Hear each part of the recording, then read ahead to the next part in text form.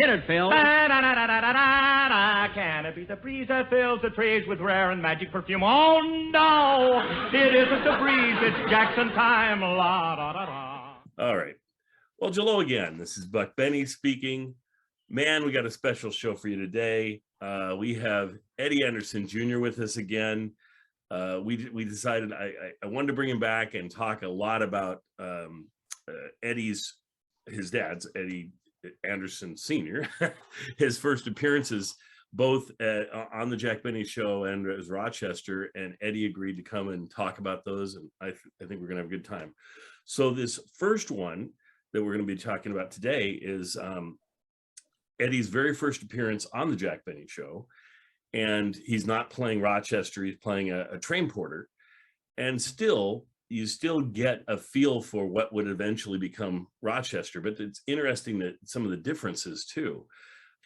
Eddie, was there anything that stood out when you listened to this episode, that anything that surprised you? Or I know you've heard it before probably and things, but go ahead if you've got anything. You might have to remind me, because I watched a few things the first episode. Is that when he called him Mr. Bunny? Yes. Yeah. So that's one of his first lines, calling Mr. Bunny. I don't even think he called. I don't even think we have him the very first time calling him Benny. I think it's calling him Bunny. Yeah, he said, "Yeah, thank you, Mr. Bunny." And Jack said, "My name is Benny." He said, "Pop said something about, well, it is Easter." You know what I mean? So that was bold. Yeah. Again, I love the boldness. Yes. You know, the challenge, the risk. You know, in my journey of theater arts, my professor would always tell me, you have to take the risk. That's right. You have to take the risk. So that always stuck in my head. And I think that whole show was what it was because what we keep saying over and over is breaking barriers. Yes. So it's the risk. I know I sound like a broken record sometimes, but I've always, hey, my father, when I was younger, he bought me a Superman suit. Okay. Yeah. You feel me? So that in itself, psychologically, you know what I mean? Yeah. He was like telling you, you're my hero. Yeah. You get it? Go on and take the risk. Mm-hmm. Take it. Don't believe in barriers. What the whole Superman thing was what? It was taking the risk. That's breaking down what? Barriers and stuff like that. So yeah, that's what stood out to me.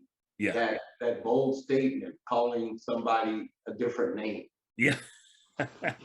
You know what I mean? Yes. And then when you were questioned, like, what did you say? Yeah. You would think a person would go back and say, no, I'm sorry, I meant Mr. Benny. Yeah. No, he said, hey, it's Easter. That's right. What else am I going to call you? So well, that's it. Yeah, I agree. Eddie, you were pointing out something earlier about his voice. Why don't you tell us what the surprising thing we'll find out about his voice in this episode? Go ahead, Eddie, you can. Yeah, upon viewing that particular episode, which was somewhat of a new discovery or surprise to me as well, and you really brought it to the forefront, Daryl, by sharing some information. And I was listening to his voice on that show, and I was like, that sounds like his real voice, you know? And what I remember is the Jack Benny Show being on television, but of course, radio was before my time, me being 25 right now.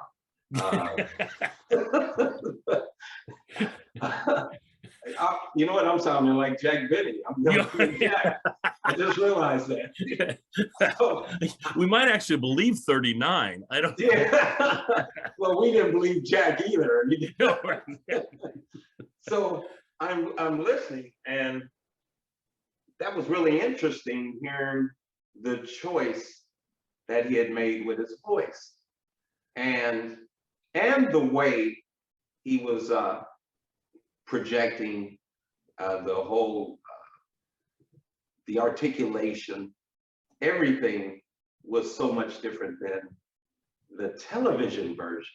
Correct. And he was very subtle on the train, very somewhat reserved. Yes. I didn't hear the whole, yes, what are you doing? You know, I didn't hear that aggressiveness, yes, and shortness. Very funny, very funny. But oh my God, the choice they made to transition. First of all, the chemistry worked on the show, period, because from what I've heard, they've got a lot of fan mail just based on that show. Yes. And boy, did they send the show to the moon when they were able to spin his character. So what it does to me, you see the deterioration of this new stuff. When you see the chemistry that they had and the wholesomeness and just the quality, man, they were so ahead of their time.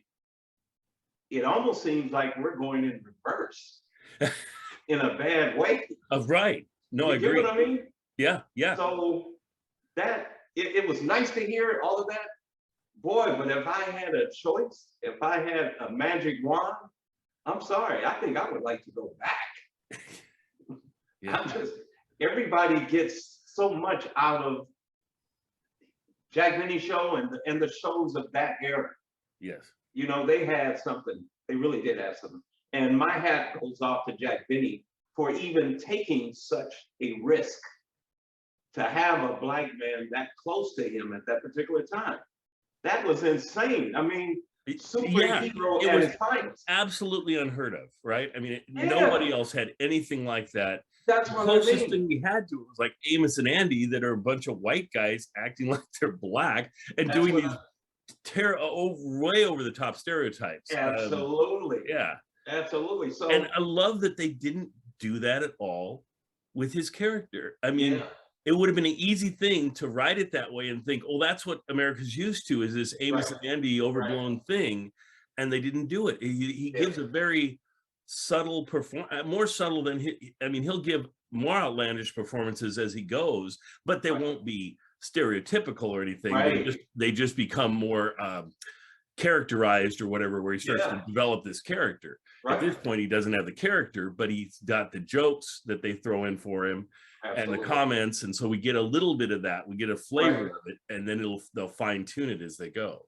You know, it almost seemed like, if you can relate to this, it's almost seemed like, okay, we're the best of friends behind the door, Right. right? We're the best. I mean, even in the show, that's what they're portraying. Yes. Like, we have a bond like nobody else. But when we go on the outside, we do realize the resistance. So we're going to play this role, the whole, you have your job, Rochester, and I have my job to do. Right. Let's go on and do what society wants us to do with this. Yes. But once we go behind the closed doors, it's like, hey, Jack, can you fix me a sandwich? It's my day off. Right. Right. You see what I mean? And Jack might say, okay, yeah, I'll do that. They're watching TV together. Yep. The New Year's show, both of their feet on the coffee table. Are you kidding me? Do you understand back in those days? Right. That's insane. That's insane. So what a groundbreaker. Right. Correct. And we're gonna on one of the episodes we're gonna bring today, the last one I threw in. I don't even know if you got a chance to watch it, Eddie, or not. But to me, I just couldn't not bring that episode because it, in the same vein that you're talking about, breaking some barriers and things. It has a scene in there that I just thought, my goodness, how would you ever see this? So we'll get to that. We'll revisit that when we get to that episode, and we'll talk about it. And whether you've seen it or not, I can describe it, and we'll get your input on that. I think that'd be interesting. Yeah. And we just had John Henderson that popped in as well. Hey, John. And I don't know if I mentioned we have Kathy Fuller-Sheely here too. So we've got our whole little group. And John, just so you know, we're talking about the first appearance of of Eddie Anderson on the Jack Benny show before he was Rochester, when he was the train porter. Right. And, and I think this episode is so interesting in so many ways. I'm going to bring up something that's not Rochester related for a second, that just always floors me in this episode, that it just like, you would think the sponsor or the censors or somebody would have said, wait, let's change this. There's a whole little piece about where Jack says to Mary, oh, I want to get a magazine. What magazine do you want, or whatever? And he's like, oh, give me the nudist magazine. And I thought, okay, all right, that's pushing more than Jack Benny usually does on his show on some sort of risque area. But I'm just expecting Mary to give him a hassle about it and not get the magazine or get him something else. But she goes and buys the nudist magazine for him, gets in the nudist magazine, and then they even make a joke about him having to have, they should have tinted glasses or something, because some of it is pretty, they're implying that some of it is pretty graphic or whatever. And I just thought, wow, that's a really different thing in this episode to be playing on that piece. But I love these train episodes are so great. And this one, the first one with Eddie, is so just wonderful to hear him in this. The other piece I was going to ask about or mention, and I have some thoughts on it, is that supposedly the story is, when they were casting for this episode, they looked at 500 different Black actors supposedly and then they decided to go with Eddie. The thing is, I cannot believe that for a part like this, it's not that big of a part. I mean, it builds over time into a great big part, and maybe they were thinking ahead that far, but I kind of doubt it. I really think that that's probably an exaggeration. But here's what I think could have happened. I think very easily they could have called up, the talent agency and said, how many Black actors do you have? We were looking for a Black actor to do this part. And they're like, well, we got about 500 of them probably. Well, who would you suggest? Oh, well, Eddie Anderson is the guy, because he's in, I was telling Eddie earlier that I was going to mention how many films he was in. Do any of you guys know how many films Eddie Anderson was in like 1936, 37-ish time frame? Kathy? It's a little hard to count because so many of the parts were uncredited. Yes. So I think it might have been a dozen walk-on parts, but that was not all he was doing. Eddie was also very active in nightclubs at this point, both the sort of fancy, both on Central Avenue and the ones, the fancy white nightclubs and the fancy sort of mixed audience ones from Central Avenue. So he was trying to get, he had a very full schedule. He was everywhere. Working. Yeah. Yeah, I was going to say, you're right on there. He does about a dozen films a year in 36, 37, 38. At 39, he starts to pull back, but he gets bigger films. I mean, certainly in 39, he was in Gone with the Wind. That's about as big as it gets. So, but so the guy's a working actor for sure, as they're getting him for this role.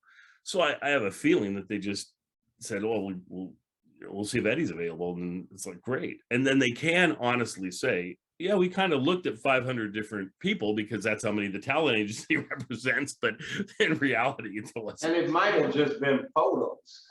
Yeah, exactly. Who knows? But how much work they were going to put into this? I don't know how much photos help you with casting for a radio show. But he looks good. Let's use this guy. But John, what are your thoughts? Yeah, I think you're right. Like, you can tell he's already a professional. Yes. His performance is better than the part itself. Yes. Agreed. And especially having, heard so much of Rochester through the years, and getting to know his delivery and things like that. And then when you hear the first episode, you can hear the Rochester already in this Porter character. Yes. I do think that the writing is a little bit leaning on stereotypes a lot more than it would later on. Like his line where he says, "I'm so lazy, I'm just like step and fetch it."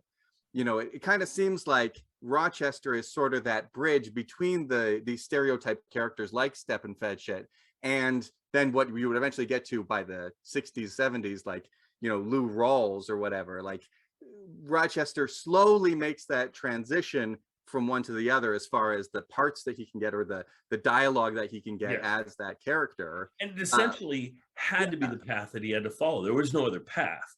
They couldn't all of a sudden have him be this character that was unheard of for a Black person. So they had to sort of create it. And so he has to slide through the stereotypes, and they start dropping the stereotypes and start building the relationship between he and Jack. But a lot of that, I feel like, is the strength of his personality. It comes right through in every time that he's speaking. Yeah, and it was very organic. Exactly. Yes. You know what I mean? You saw it. I mean, no GMOs, man. No. Yeah. And Kathy and John, were you guys as struck by I was, now that you know Eddie and you've heard Eddie's talking voice, our Eddie Jr., to how much Eddie Anderson, his father, sounds like him in these early episodes. He's not doing the Rochester over-the-top voice, and Eddie was mentioning that before you came, John, but I was just really struck by, I'm just going, man, it sounds like this is a recreation we did with Eddie Jr. more than it does actually his dad. So, but I don't know if that struck anybody else, but that struck me. Oh, very familiar. Yeah. What did you think, John? Could you see the connection with Eddie Jr.? I didn't notice that, but I definitely noticed the similarity in their voices. Like I re-listened to the last one where Eddie Jr., you were doing the recreation of your phone message, and boy, that was like a spot on identical. Right. Yeah, you do so well with that, Eddie. I spoke to a few people, man. I spoke. Did your dad ever talk about how he ended up getting on the show? I mean, maybe you know any kind of back. No, not really. He never pushed the whole Hollywood thing on me. Right. And he, like you said, he was kind of retired almost by the time you became. And I think he much like myself. If I had a hard day and did a lot, and somebody says, well, how was your day? I tell them I don't want to repeat it. Yeah. You know what I mean? People ask you how's your day, and you find yourself explaining in detail. It almost feels like you're having another hard day. Yeah. So I think some of that was in him. Like he did it. I'm past it.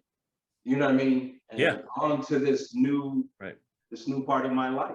Well, I think Eddie, I think from knowing you a little bit and knowing how, and you telling us how Eddie kind of worked and knowing Jack as well, I think the three of you all sort of have this same thing where you're focused on the new thing, whatever the new thing you're into, and you're not going to sit here and talk about previous accolades and things from the past. You're like, this is the thing I'm into now. Right. And that's totally the way Jack was. It's totally the way you seem to be, Eddie. Yeah. And it makes sense that your dad could be the same way. And so so they don't sit here and go, let's sit and talk about old times and how this happened and how this happened. I mean, maybe in an interview they would do that, but right. Yeah, but when life shows up, you got to keep moving forward, man. It just, at least for me, I mean, well, everybody has their own. Sounds like for your dad as well. Yeah, so, everybody's dialed in differently, of course, and that's fine. But I just, as you see some of the things you see on my Facebook, I'm all over the place. Yeah, that's right. All over the place. But that's entertaining for me. And when you said about my father being on Central Avenue, he also owned the club in Central Avenue. Yeah. He actually owned it. Eventually, he had to close it down because he let everybody in free. Right. He couldn't make no money. You get it? Much like myself. Now, this is weird. I was one of the biggest club promoters in Los Angeles at one time, in my circle. Right. You get what I mean? I was doing the same thing, unaware of what my father had done in Central Avenue. So as I evolved, you get what I mean? As we talk about new things, I'm like, oh my God. I'm like, when do I get a life of my own? Right. You know? Yeah. Well, and I know you did real estate for a while and things. Yeah. And so you've gone from sort of thing to thing, and it's been always interesting. What you're doing is always it's always something you can get excited about and you can be successful with. I mean, you've been successful with many different things. You know? I mean, and you're so interesting to talk to just because you have such these life experiences. And my father, he was in heavy into real estate. People don't know that piece. He was trying to be the first to have a casino as a Black American. Wow. He was going for the gusto. Yeah. It didn't work out because of a lot of politics and the people that he tried to he tried to form a group of investors, and they just didn't follow up. They didn't, they weren't as committed. Guess what? Same thing. I'm a promoter, but all the venues I was leasing or renting, there was no ownership. So I pulled all the big promoters within my circle, had the meeting at the mansion in the dining room, and had the same problem. I wanted to own, not me, a group of us. I wanted to have a stakehold and some sort of equity in this market, because when you put all these promoters together, it might have been 10,000 people, as far as customers. But here we go again. Couldn't get them to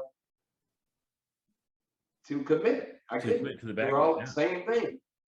So it's uncanny how me and my father's our path has been the same.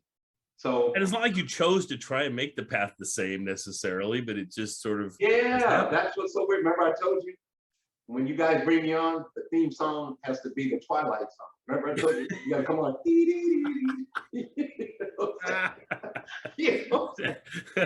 So it's now I'm really gonna have to do that. So when we do that last episode.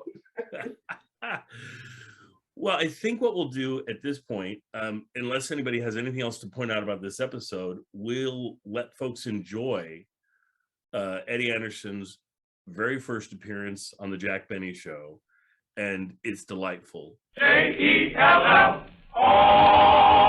The Jell-O program starring Jack Benny with Mary Livingston and Phil Harris and his orchestra. The orchestra opens the program with I'm Bubbling Over from the motion picture Wake Up and Live.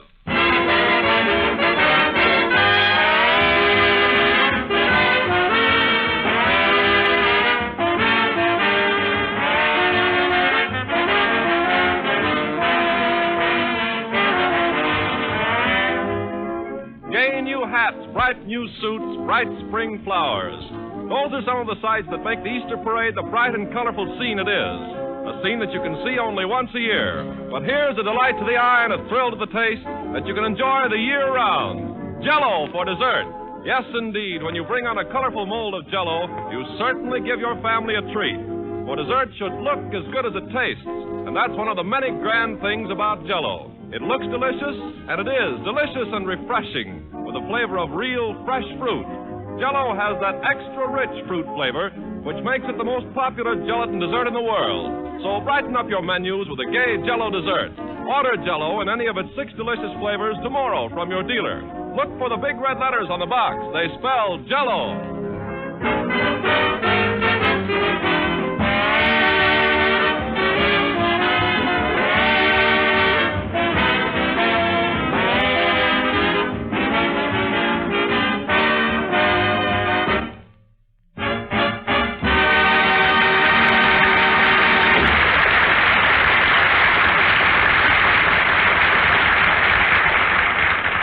I'm Bubbling Over, played by Phil Harris and his orchestra in Hollywood. And now, ladies and gentlemen, we take you to the Dearborn Street Station in Chicago, where we find Jack and the rest of the gang about to board the train for California. Take it away, Chicago!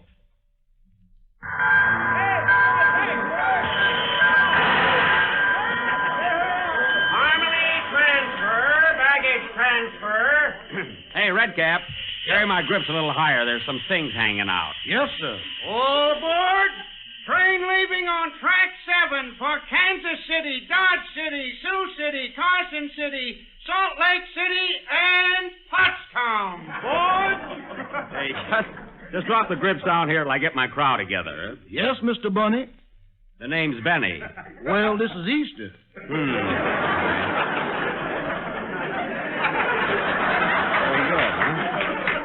Come along, Millicent. The train will be leaving any minute. Oh, look, Ma, there's Jack Benny. I want his autograph. Wait till we get to Hollywood and you can get a good one. Say, Don. Yes, Jack? Have you seen Mary and Kenny? We haven't got much time. Well, I saw Mary standing in front of the hotel a little while ago. That's fine. Why don't you get over here? She's waiting for a cab to match her new Easter hat. Oh, hope the depot matches her dress. See if you can find her, will you? And Kenny, too. Okay. All aboard! Train leaving for San Pedro, San Diego, San Jose, and San Francisco, starring Clark Gable and Jeanette McDonald.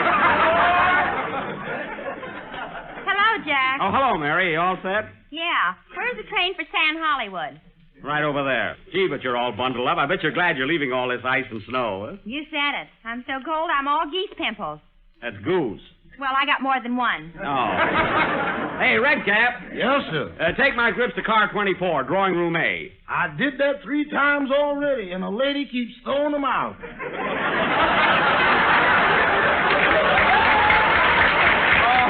Oh, that's right. I'm in lower 7. I was thinking of taking a drawing room, folks. Say, conductor, where does that train leave from? The one to Los Angeles. Tracks 8, 9, 10, 11, and 12. It's a pretty long train, isn't it? No, the engineer brought it in sideways. Oh, I see. The fine depot. All aboard!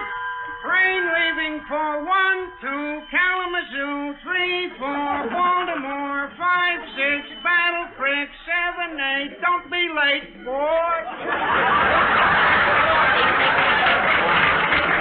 I'll have to take that trip sometime. Jack, we better get into our car. Don, I'm not getting on till Kenny gets here. Say, Mary, run over to the newsstand and buy me a magazine, will you? Which one? Oh, anything. Get me a copy of the Nudist. I like those outdoor scenes. Okay. Oh, I got to send a wire. Say, information clerk. Yes? Where can I send a telegram? To my wife. It's her birthday. Thanks. Oh, Mr. Benny? Yes? My daughter insists upon getting your autograph. Do you mind? Oh, not at all. I'm so glad you're going to be on the train. Here you are, darling. Thanks, Mr. Benny. Well, so you're the little girl who wants my autograph. Yeah, ain't I screwy? Millicent. Pardon me, lady. I'm looking for my gang. Oh, Mary, did you get me that magazine? Here it is, Jack, the Nudist. Thanks. And here's some smoked glasses. Smoke glasses. What are they for? Wait till you get to page 10. Give me that. I'm reading a continued story. Oh, Jack, here's Kenny. Hello, everybody. Hey, Kenny, where have you been? The train leaves in 2 minutes. Well, I was taking a bath. You picked a fine time. What's that towel sticking out of your shirt? I'm not dry yet. Oh, you're not dry yet. What do you got in that bucket? I'm taking some snow to California. Oh. My mother never saw any. No, isn't that silly, Mary? It'll be water by the time we get there. My mother will believe me.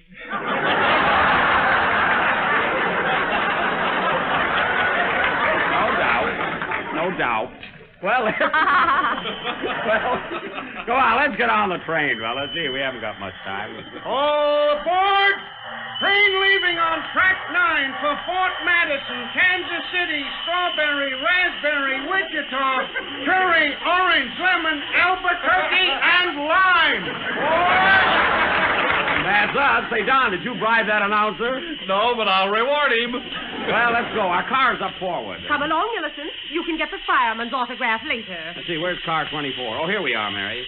Gee, Jack, our car must be awfully crowded. Why? Look at those 3 men riding under it. Well, they're probably fresh air fiends. Come on. Here, Mary, I'll help you up. You too, Don. And Kenny, don't spill that bucket of snow. I won't. Here you are, Redcap. Here's 50 cents. This is a dime. Look at your script, not the coin.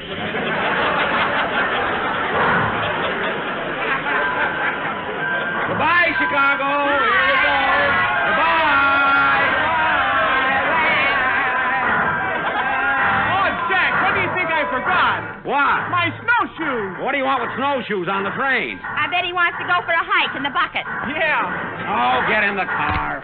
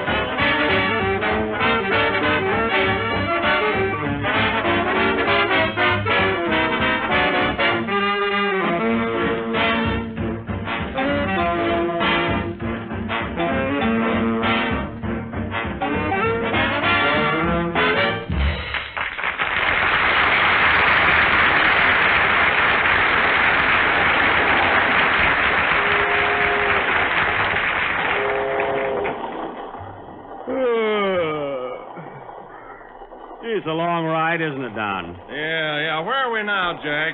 I don't know. Looks like New Mexico. How'd you rest last night? Oh, not so good. I'm not built for an upper berth. No. You look more like a compartment. You must have slept on your back. You were snoring Jell-O all night. Yes, I had a conscientious nightmare. Oh. Say, Jack, are there any windows in an upper berth? No. Then who was I waving at? You got me. How'd you sleep, Mary? I was up half the night writing an Easter poem. You want to hear it? Not now, Mary. No. A dear old Easter. Hey, Porter. Yeah, sir? What time do we get to Albuquerque? Who? Albuquerque. I don't know. Do we stop there? Well, certainly we stop there. My.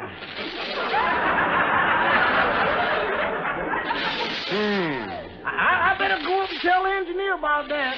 Yeah, do that. What's the name of that town again? Albuquerque. Albuquerque. What's they gonna think of next? Fine porter we got. Well, maybe we don't stop there, Jack. Go on, I've made this trip 1,000 times. Do you want to hear my poem now? 1,000 times no. I'm going into lunch.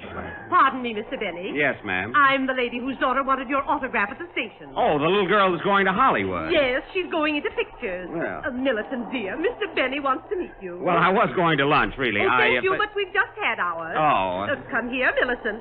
You know she sings just like Lily Pond. Well, I heard Miss Pond, so don't bother with Millicent. I must... She's so modest. I always have to force her. Not for us, you don't. Mary. Now, come, Millicent. Sing for Mr. Benny. Oh, don't bother. She's probably nervous. No, look.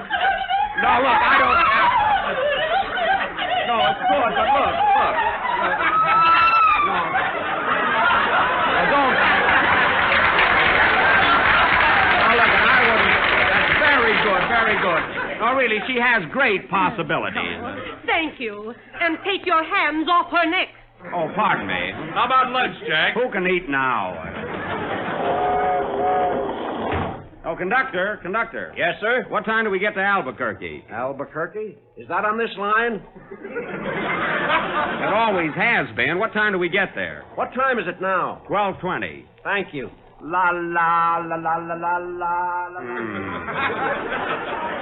I'll bet he's going into pictures, too. Yes. Oh, listen to my poem, will you, Jack? Oh, Mary, I'm so tired. I don't want to go. Dear old Easter, you are with us once again. You know, Mr. Benny, my daughter... Oh, lady, please. My daughter won a contest, and that's why she's going into pictures. Oh, so you're going to be in pictures, Millicent. Yeah, until a director gets fresh with me. What a long career you'll have. Mary, Millicent won a contest. Contest? He looks like a water buffalo. You've never seen a water buffalo. I've never seen anything like Millicent either. Quiet. Dear old Easter, you are with us. Hello, fellas. Well, hello, Kenny. How'd you sleep last night, Kenny? Oh, I had more trouble. You did? Every time I hung my pants on the rope, the train stopped.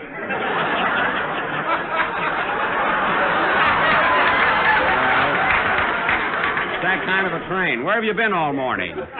See, when the porter closed my upper berth, you'd think he'd wait until I got out. And you mean he folded you up in it? Yeah. Well, why'd you do something about it? Before I could think of anything, I fell asleep. Oh. Gee, I sure do need air. Sit down and open the window. Here, I'll help you, Kenny. And don't stick your head out. Say, Kenny, you want to hear my Easter poem? Sure, Mary. Oh, boy, an audience. Dear old Easter, you are with us once again. With your gorgeous Easter lilies and your product from the hen. Wow. How I love your Easter bunny. Apples, oranges, magazines, and programs. Get your programs here. You can't tell one pasture from another without a program.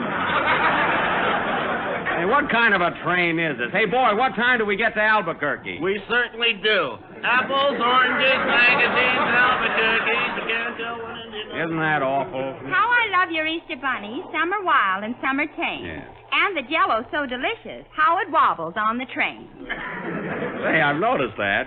Hey, Porter. Yes, sir? When I got on the train yesterday, I gave you a suit to press. Where is it? Gee, I'm lazy. Don't I remind you of Step and Fetch It? Yeah, and what did you find out about Albuquerque? He can't press it any better than I can.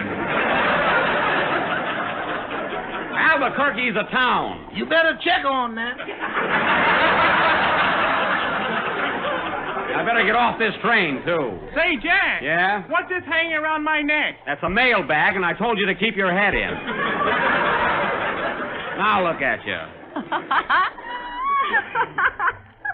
What are you laughing at, Mary? I just saw a picture of a water buffalo.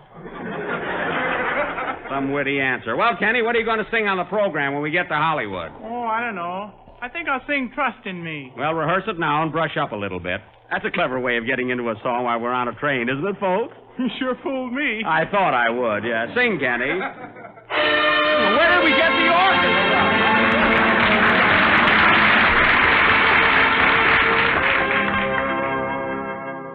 Darling, do you doubt my adoration? Hesitate about love's invitation? Come to me without more speculation.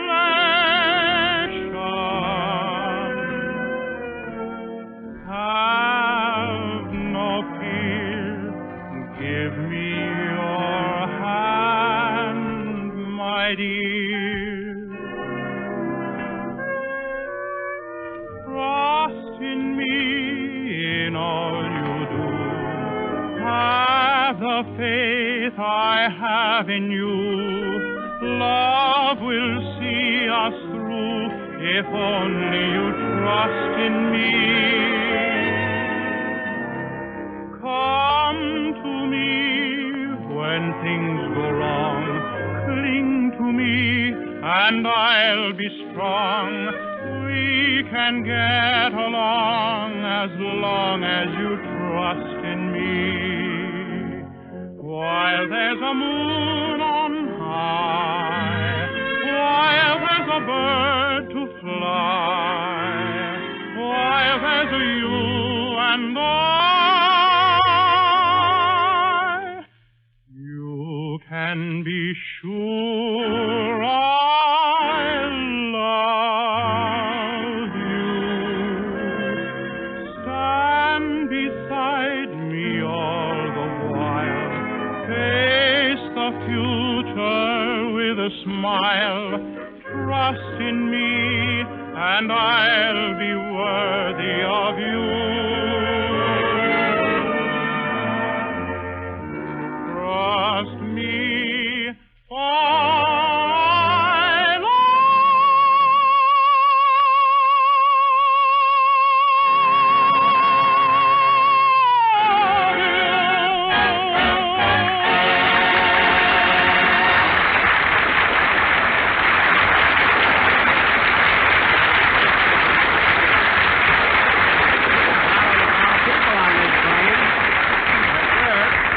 Very good, Kenny. I'm sure your song will be a big hit Sunday. I'll say it was. Say, Jack, looks like we're pulling into a station. That's right, we're slowing down. Hey, Kenny, look out of the window and see what town this is. Okay. The train stopped, Jack. Where are we? What does the sign say, Kenny? What town is this? Waiting room. Waiting Room, New Mexico. That's fine. Let me look out there. Hey, Don, we're in Albuquerque. I knew the train stopped here. Boy, I'm going out and get some air. Yeah, me too. Wait for me. Hey, Porter, Yeah, Lou? how long do we stop here? Where? In Albuquerque. There you go again. Well, there's no use talking to him. Come on, Mary. I got to send a wire. Watch your step. Hey, Jack, look at those Indians selling things. Where? Right there. I'm going over and buy a Tommy Rock. It's a Tommy Hawk. Go ahead, Kenny. Don't be late for the train. John, send that wire for me, will you? Okay. Oh, Jack, look at Kenny buying something from that Indian. Yeah. Look at Hello, Indian. Parlez-vous English? What? Oh. Tell him what you want, Kenny. Me want Tommy Hawk. How much cost 'em? White boy, some dope. You said it. Come on, Mary. We haven't much time. I want to go in that little novelty shop and buy some moccasins. Well, now I got to get something for my mother, too. Yeah, let's go over. Hey, Mary, look at that sign. Heap Big Bargains. Let's go in. Well, customers, step into my wigwam and look around. Is he an Indian? Am I a Indian, she's asking. He's an Indian, all right. What can I do for you, my pale-faced landsman? I want to get a pair of moccasins. Right feet or left feet? One of each. Sorry, we don't split them up. Hey, Papa, give me a nickel. Quiet. That's my little papoopsie. Oh. Jack, look at those purses. I'd like to buy one for Mama. See this bag here? It's a real rattlesnake purse. It's pretty. Hey, wait a minute. This one is moving. Take it, it'll be dead by sundown. Better not handle that, Mary. I'd like to see a pair of moccasins. Here you are, the finest moccasins made by our tribe. Yeah, what tribe is that? The Pony Shoppies.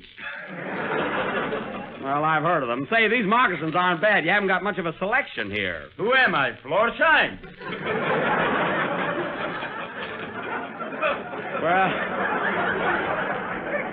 Well, I'll take this pair. Wrap them up. Would you like him wrapped in a blanket? Don't rush me. I just want moccasins. That's all. Papa, I want a nickel. Quiet, rain in the face.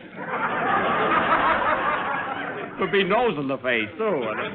Here you are, sir. This will be $2.98. Is there anything else? No, thanks. Wait a minute, tenderfoot. Could you use a couple of igloos, Chief?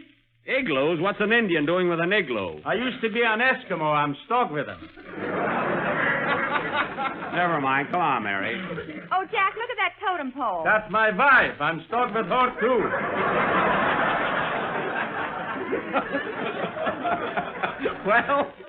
Well, goodbye. Thank you. Call again. Yeah, so long.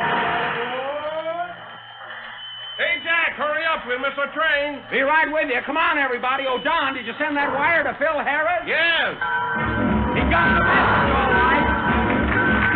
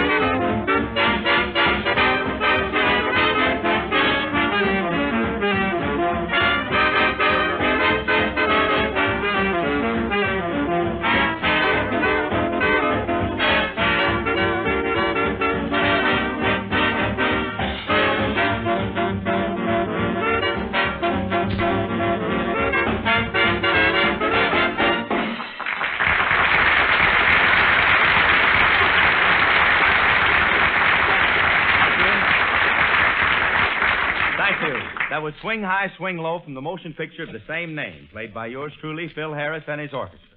And I want to say that it sure is a pleasure to be back on this program again. Say, Phil, how soon will Buck get here? Why, hello, Andy. He'll be here any minute now.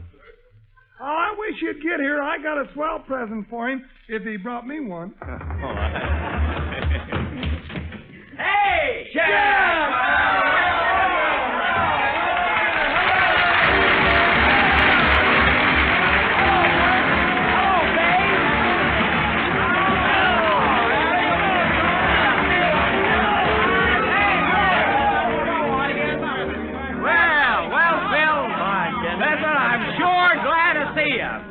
I'm glad to see you, Phil. You too, Andy.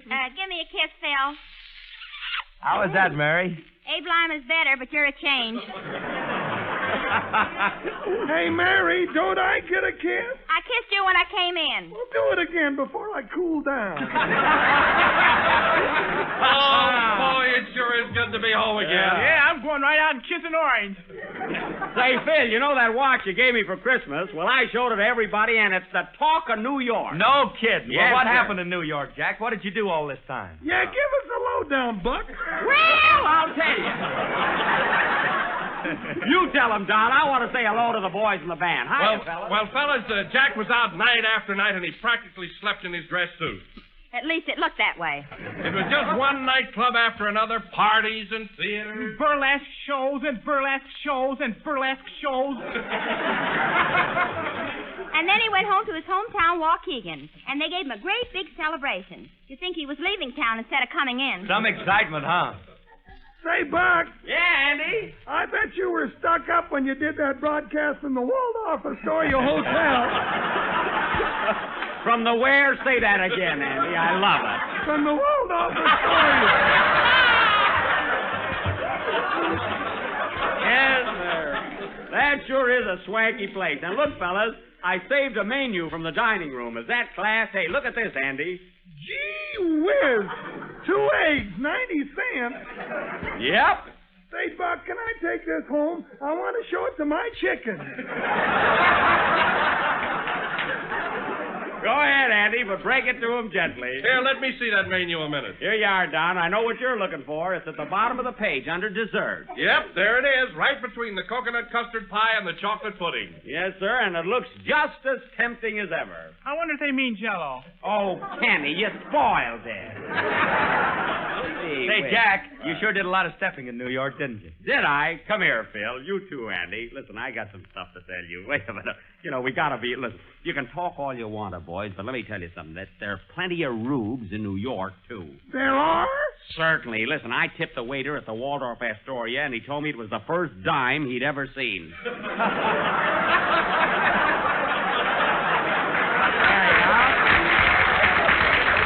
Imagine that? Huh? Jack, tell us about those nightclubs. Yeah, and how about those chorus girls? Were they pretty? Well, I don't know. Wilson was always in front of me. I don't know. But say, fellas, no kidding. I got so much to tell you it'll take days. Hey, come on over. Come on over here in the corner. Okay, you know what to do, boys.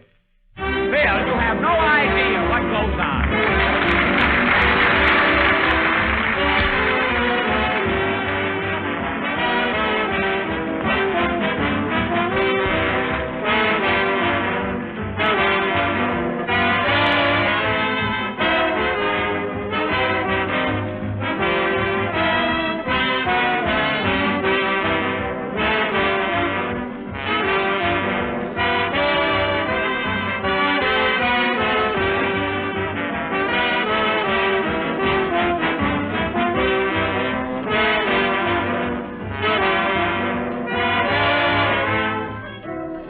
Here's a tip on how to get the spirit of the new season. Do something different. Get a little gay with your menus and serve this new and exciting salad, Jell-O Fruit Mold. It's attractive, delicious, and easy to make.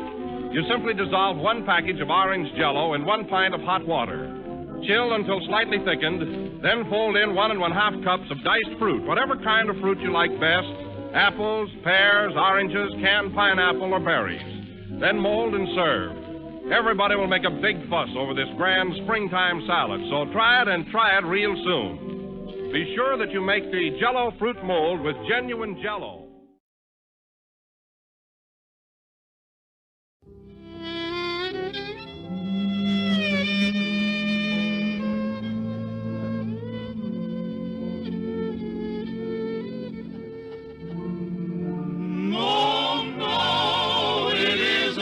the breeze. Buck Benny, a two-fisted, quick-triggered marksman who shoots from the hip and never misses. Well, hello again. This is Buck Benny speaking. It's 2017. I'm announcing that we are now officially adding the 1937 episodes to our 1947 presentations. So tonight you'll hear Jack's show from March 30th, 1947. Then Phil's show that's never been available before. I love that we have all these Phil shows now, which is wonderful that are in circulation. And this one is again from that same date, March 30th, 1947. And then we jump back 10 years to get Eddie Anderson's first ever appearance on the Jack Benny Show. He's not as Rochester yet, but that'll happen. And this is from March 28th, 1937. I aired it on Saturday too, but now this next week we won't have Saturdays airing. It'll just be on our Thursday night. We're also, of course, moved this show to Thursday night as well, just to give you a little space so that you have Jack on Sunday and Jack again on Thursday. So I hope you're going to enjoy these. We are kind of doing this so we create space for our Western Wednesdays and our Suspense Saturdays, which I think people are going to like as well. Anyway, without further ado, here I am introducing the show. Enjoy. Well, hello again. This is Buck Benny speaking. Welcome to another episode of the Jack Benny Show from the 1946-47 season. Let me talk a little bit about last week's episode. No one emailed me with an attempt to name all the singers of Old MacDonald in last week's episode. Cowards. But the singers were, of course, basically the entire cast. It was not Rochester, but it was Dennis Day, Don Wilson, Mary Livingston, Jack, Phil Harris, and Mr. Kitzel as well, of course, as well as the four sportsmen. So that gives you quite a few singers of that song. The other thing that I noticed about last week's episode is that it was beautifully clear. Great sounding episode. But it was so clear that for the first time ever that I can think of, there was an audience member who was really close to one of the audience mics or something, and so when he would laugh, you would hear it really clear, which didn't bother me too much. But then he appeared, it was either him or someone next to him, that was whistling throughout the episode at different times, and it's the first time I was really kind of annoyed at audience members for making the show less enjoyable or something like that. So I don't know if you didn't get a chance to really experience that. Listen to last week's episode and see what you think. Anyway, and I'm still sick. That's why I've waited so long today to do this podcast. I was hoping to feel better and do it, but still feel lousy. But anyway, we will hopefully be feeling better soon, and I'll continue to probably just do my podcast for the Jack Benny Show, and that's it until I feel a little better. But anyway, enjoy, and we'll see you guys next time. The Jack Benny Program, presented by Lucky Strike. LSMFT. Lucky Strike means fine tobacco. Listen. Season after season, I've seen the makers of Lucky Strike buy fine, ripe, mellow leaf. Tobacco that makes a swell smoke. James Monroe Ball, ace tobacco auctioneer, said that. Quality tobacco. Fine tobacco with real flavor. Smooth and mild. For myself, I picked Lucky's. Smoked them for 15 years. Herbert T. Highsmith, independent tobacco buyer, said that. Yes, at auction after auction, independent tobacco experts can see the makers of Lucky Strike consistently select and buy that fine, that light, that naturally mild tobacco. Remember, LSMFT. Lucky Strike means fine tobacco. So for your own real deep-down smoking enjoyment, smoke that smoke of fine tobacco, Lucky Strike. So round, so firm, so fully packed, so free and easy on the draw.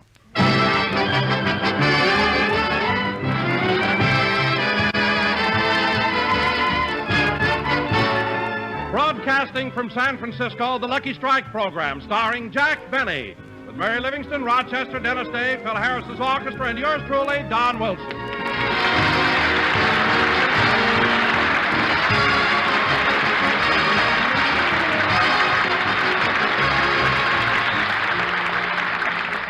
Ladies and gentlemen, on last Tuesday night in Los Angeles, with bands playing and trumpets blaring, the star of our show boarded a special car on the Lark. And on Wednesday morning, after a night of excitement and anticipation, finally arrived in San Francisco and was met at the station by a red cap. And here he is, Jack Benny.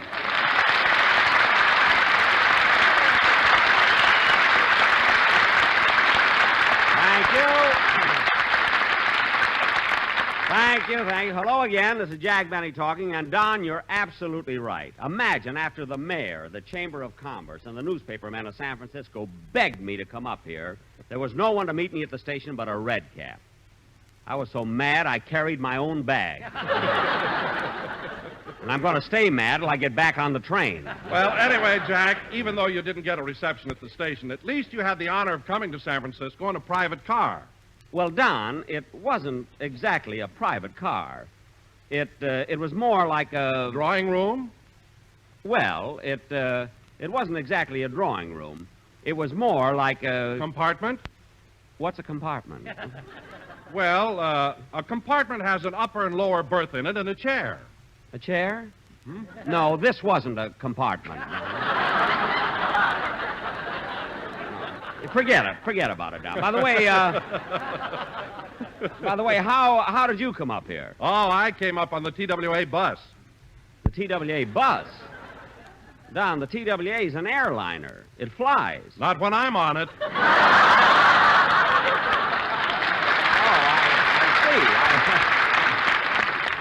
Now I know what they mean by ceiling zero. Anyway, Don, we got here, so Oh, hello, Mary. Hello, Jack.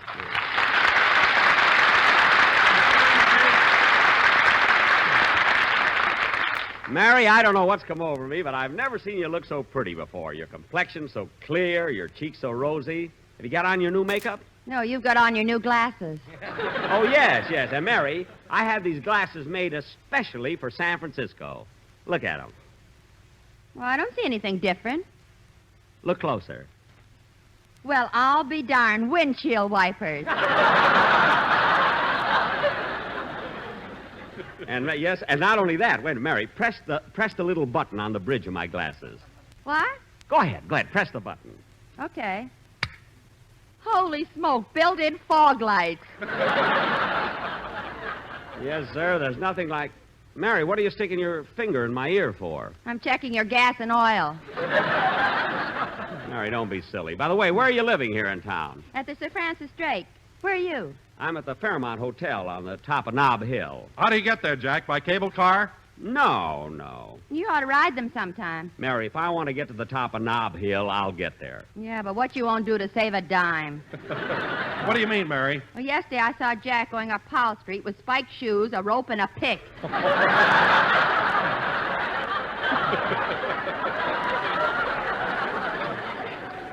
Well, I made it, didn't I? Yes, but when you got to the top of the hill, you didn't have to yodel. Look, I wasn't yodeling. Then how come you got fan mail from 3 goats in Berkeley? Because they got fountain pens that write under milk. I can go along with a gag, you know. Honestly, Jack, every time you come to San Francisco, you have more trouble. What are you laughing at, Mary? Well, yesterday we were taking a drive to Oakland. You mean over the Bay Bridge? Yes. When we got to the toll gate, I reached over to pay the man, and before I knew it, Jack flew out of the car, jumped into the bay, climbed up back on the bridge, handed the man the quarter, and said, "Butterfingers." Yeah. And, Jack, you want to know something? What? That man told me he dropped it on purpose. He knew you'd jump in after it. Dropped it on purpose, eh? Well, it wasn't a wasted trip, sister. We're having barracuda for dinner. Barracuda? How in the world did you catch a barracuda? I didn't catch him. He followed me out. With my new glasses, I look like a mackerel. Now, let's get on with the... Come in. Mr. Benny? Yes? I work in the San Francisco post office, and we have thousands and thousands of letters that say, I can't stand Jack Benny. Huh? Well, those must have been sent in for the contest I had last year. They were sent this year and have nothing to do with the contest.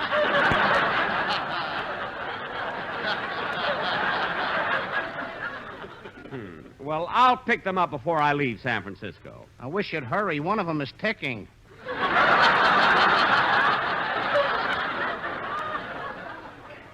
Well, you can forward that one to Fred Allen. That's who it came from. Now, cut that out. I'll come to the post office in the morning and pick them up. And as for you, Mr. Jones. What? Jones. Jones? Jones? Yeah. Well, I want to shake your hand, Mr. Jones. I really do. Jack, what are you so excited about? Who is he? I don't know, but he's the first guy I've met in San Francisco whose name isn't DiMaggio. That's my first name. All right, get out.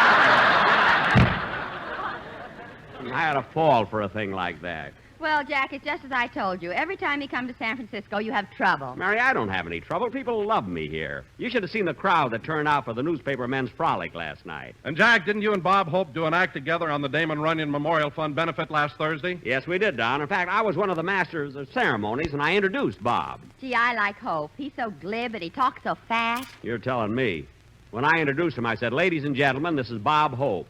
And between Bob and Hope, he told 12 jokes, sang 2 choruses of Thanks for the Memory, and made a new picture called The Road to Tan Fran. What a man. You know, he'd be a great comedian if he could only play the violin.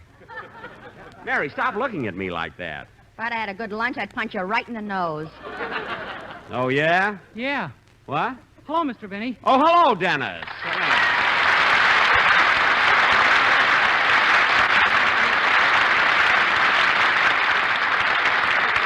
Well, Dennis, I haven't had a chance to talk to you since you got in town. Where are you living here? Oh, I've got a wonderful suite with 16 bathrooms. A suite with 16 bathrooms? Where? In the basement of the Fairmont Hotel. Oh, well, are you comfortable there? Yes, but I can never get to sleep. Why not? All night long, a man with a whisk broom keeps brushing me off. Oh. Too bad, Dennis. It was such a good line, too. And you know what, Mr. Benny? What? Going without sleep has made me lose an awful lot of weight. What do you mean, kid? Well, this morning I weighed myself 4 times, and the arrow always pointed to 0. What? I don't weigh anything. No, there's something wrong, Dennis. Maybe after you put in your penny, you wiggle around too much when you stand on the scale. Oh, stand on it. Yes, you have to stand on it. Now, come on, Dennis. Everybody's here to anxious to hear you sing, so let's have your song. Okay. Oh, Mr. Benny, you know, when I put my penny in the weighing machine, a card came out with my picture on it. Your picture? Yeah, and guess who I look like? Who? Betty Grable. What? I can't understand what Harry James sees in me. I can't either. Go ahead and sing, will you, kid? Go ahead.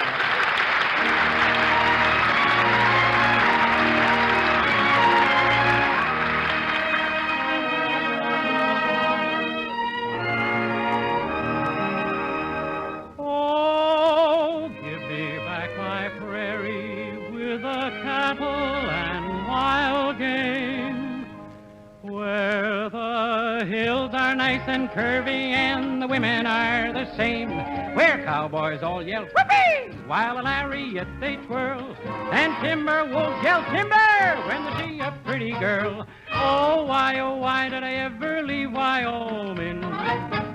Why, oh, why did I ever have to go?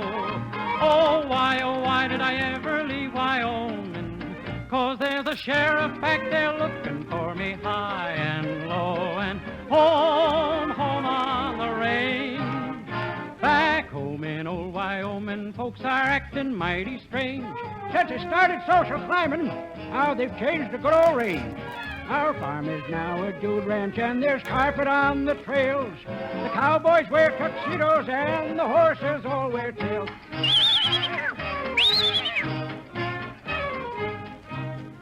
My Uncle Max in Cheyenne claims he's honest as the sun. He worked 6 years in a bathhouse, and he never took A1. The sheriff finally got him, and no more will Uncle roam.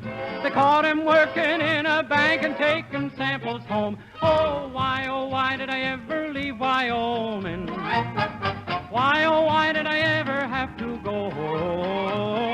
Why did I ever leave Wyoming? 'Cause there's a sheriff back there looking for me high and low and high and low and high. And the road to Mandalay. Whoops, sorry. That baritone must have picked the key. Oh, from old Wyoming I will never roam.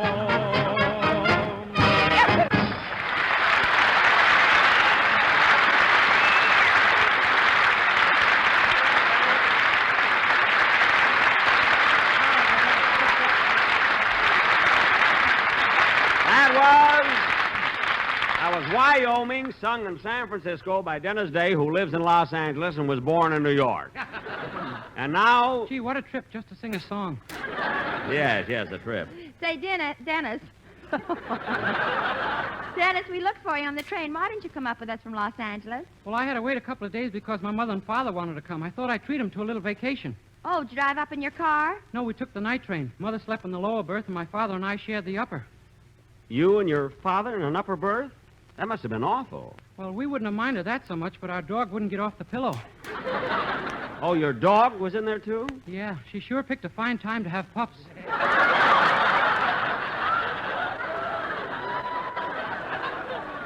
Well, it's your own fault, Dennis. Why in the world did you bring your dog to San Francisco? Oh, I hated to leave her at a time like that.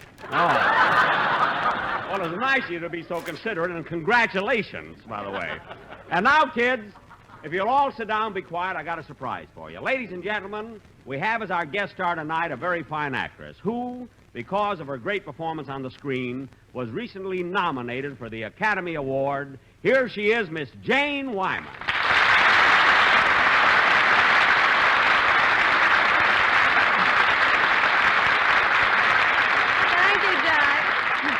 Very nice of you to say that. Well, I meant it, Janie. I thought you gave a sterling performance in The Yearling. That's yearling. Oh, yes. I thought you gave a sterling performance in The Yearling. I mean, sterling. Well, Janie, it must have been a great personal satisfaction for you being nominated for the Academy Award. Oh, it was, Jack. I was never so excited in my life. Well, Janie, how did you feel about Olivia de Havilland winning the Oscar? Well, Jack, I thought she deserved it. I think Olivia gave the finest performance of the year. Well, I know, but weren't you even a teensy-weensy bit jealous when somebody else got the Oscar? No, not at all. Gee, that's funny. When Frederick March won it, I could have spit right in his eye.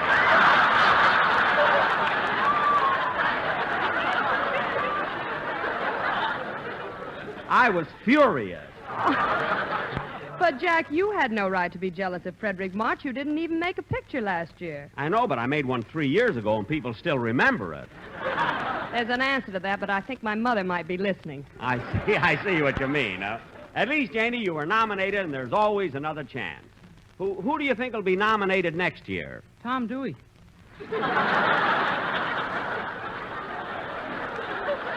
Oh, go feed your pups. Janie, you may not know this, but next year I'm going to make a picture that will be so sensational. Hello, Janie. How are you? Why, Mary, it's good to see you again. You look wonderful. Now, in this picture, I play the part... Janie, isn't San Francisco an exciting town? It certainly is, Mary. And the shops have so many new fashions. In this picture, I play the part... Did you see the new spring clothes they're showing here? See them. I've already bought 2 of the darlingest suits at Mason Mendelssohn. In this picture... You know, I got a dream of an evening gown at Magnus. It's chartreuse, and the bodice is covered with sequins. In this picture, I play the part of a chartreuse, and there... Mary.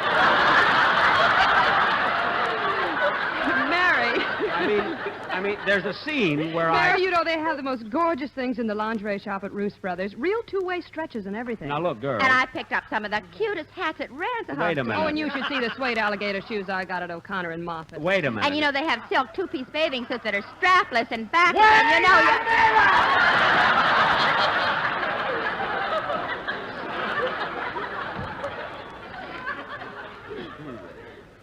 Now, in this picture, what'd you say about strapless bathing suits? Nothing. And you should be ashamed of yourself talking about your own pictures when you have a star like Jane Wyman. Well, I congratulated her, Mary. I told her she was wonderful in The Yearling, didn't I, Janie? Yes, you did. And the technicolor and scenery in the picture were the most gorgeous I've ever seen. Where did they shoot the picture? In Hollywood? No, it was filmed in, you should excuse the expression, Florida. Well, you certainly gave a great performance. And I also think that Gregory Peck should have won something for running around on all fours and jumping over logs and leaping over fences. Jack, that was the deer. Oh. Well, I thought he was kind of cute, too, but... No, Gregory Peck was the man with a straw hat. Oh, well, I saw the picture before I got my new glasses, you see. I sat so far back, the third row, too. Janie, I haven't had a chance to see the picture yet. What was the story about? Well, Gregory Peck and I were running a little farm, and we were face to face with poverty. We'd worked 18 to 20 hours a day and year after year of back-breaking labor, and we didn't have a penny to show for our toil. Gee, I wonder where they got an idea like that. Oh, Rochester gave it to them.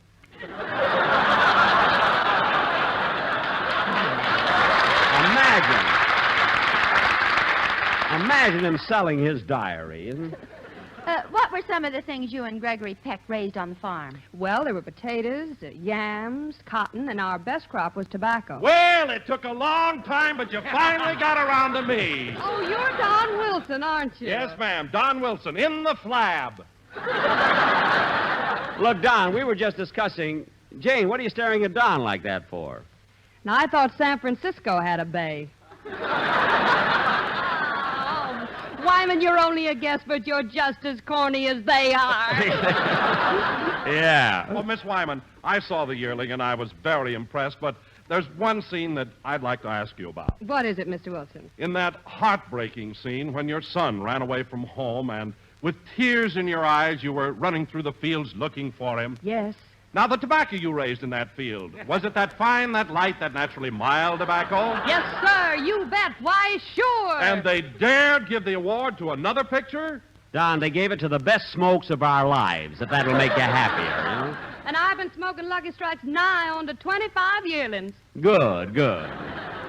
Every morning, Gregory would go out and peck that fine tobacco. Say, that's wonderful. Then again, if it's not Tom Dewey, it might be Governor Warren.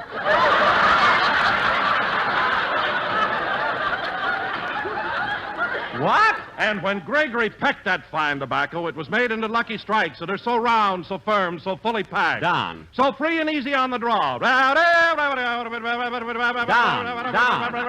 Mr. Wilson, Nob Hill. You got in your commercial. It's time for a band number. Come on, let's dance, everybody.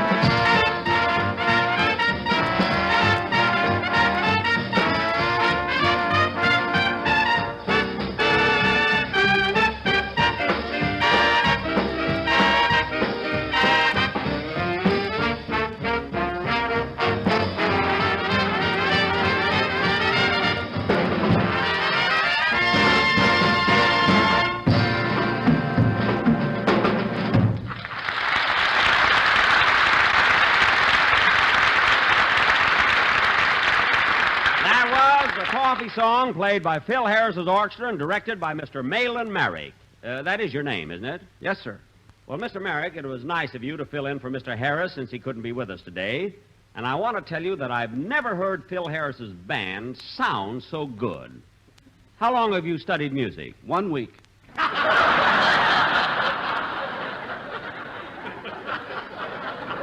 Oh, that's not... Well, what made you decide so recently that you wanted to lead an orchestra? Well, I'm a conductor on a cable car, and I don't know how long they're going to last. Oh, I Well, thanks again for helping us out, Mr. What was that name again? Merrick. Malin D. Merrick. Now, what's the D for? DiMaggio. I should have known, huh? Jack, Well, why couldn't Phil come up here with us? Phil, well, you see, Mary, Phil has his own program for Fit Shampoo, which follows my show. And when I go out of town and Phil has to choose between the two programs, naturally, he'd choose the one with the bottles, you see? But he'll be with us next week. You know, Jack, I'm sorry Phil Harris isn't here today. I think he's awfully cute. Do you, Janie? Mhm. There's one thing I can't understand. What do women see in Phil Harris? Oh, I don't know. He's handsome and impetuous, and he has sex appeal. Well, don't you think I have sex appeal? Well, in a gay 90 sort of way. Now, wait a minute, Janie. How can you say that? You've never even kissed me. Come on, give me a kiss. Right here in front of everybody? Why, certainly. Come on, Janie, kiss me. Well, all right. There. Well, maybe he's not as old as I thought he was. Look at the sparkle in his eyes. Don't get excited. Those are fog lights. Mary. If it's not Governor Warren, it might be Herbert Hoover.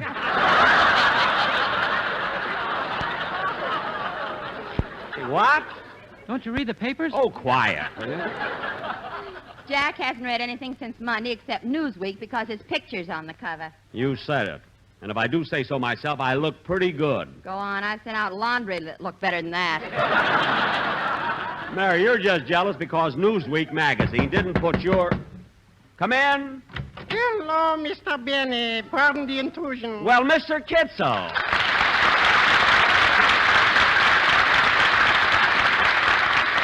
Mr. Kitzel, what are you doing here in San Francisco? I'm visiting my relatives. Oh, you have relatives here? Yes, my brother owns a hotel. Here in town, eh? Uh-huh. What's the name of it? The Sir Francis Kitzel. Sir Francis Kitzel? Yes, and I have an uncle who's got a restaurant in Chinatown. A restaurant in Chinatown? What's Yeah. the name of it? Ling Ting Fui. Fui? You should eat there sometime. Well, maybe we'll go over after the show tonight. Does he serve yakka mein, chow mein, and chop suey? With a noodle in the middle and a herring on top. Oh. He also serves corned beef and cabbage. Your uncle serves corned beef and cabbage? That's an Irish dish. He's very friendly. Oh, well, Mr. Kitzel, it's nice that you have so many relatives here. Oh, yes, and I also got a cousin on Fisherman's Wharf. What's his name? DiMaggio. Well, look, which one of the DiMaggios your cousin, Joe, Vincent, or Dominic? Morris. Yes. You know, he plays baseball with the San Francisco Schlemiels.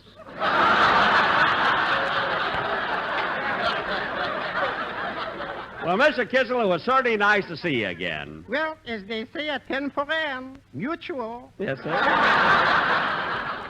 I got to be running along now. Oh, just a minute. Before you go, I want you to meet our guest star, Miss Jane Wyman. Hello, Mr. Kitzel.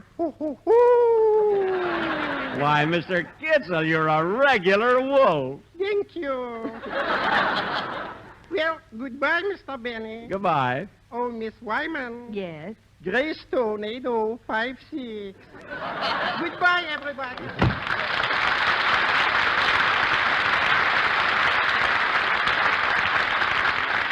Hey, isn't he a cute guy, Janie?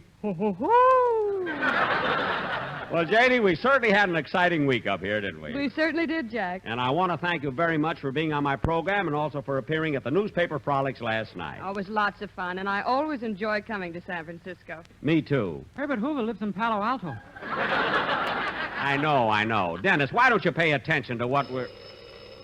Pardon me. Hello? Hello? Hello? Hello? Who is this? Your favorite brunette. Rochester!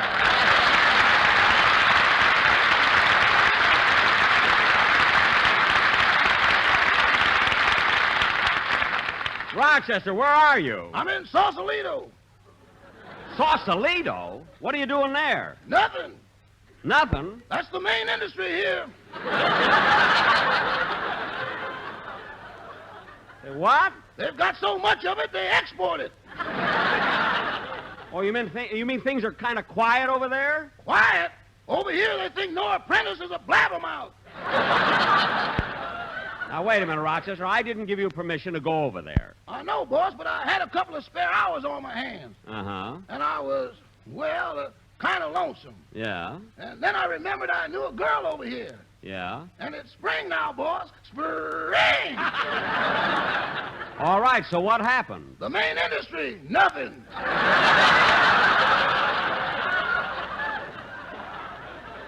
Well, look, Rochester, were there any calls or messages for me at the hotel? A few, boss. What were they? Well, the hotel barber came up to the room about 10 minutes after you left. The barber? Yeah, I got a shave and you got a haircut.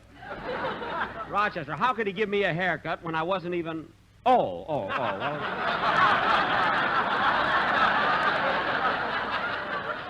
I hope it was the blonde one. I want to wear it tonight. See you later, Rochester. So long, boss. So long. Oh, say, boss. Now what? My girl and I have been listening to the program. What'd you think of it? Are you sure you've got a contract for the next 3 years? Yes. Lovely, lovely. Never mind. Goodbye. Goodbye. Well, I guess you can't fool all of the people all of the time. Playboy.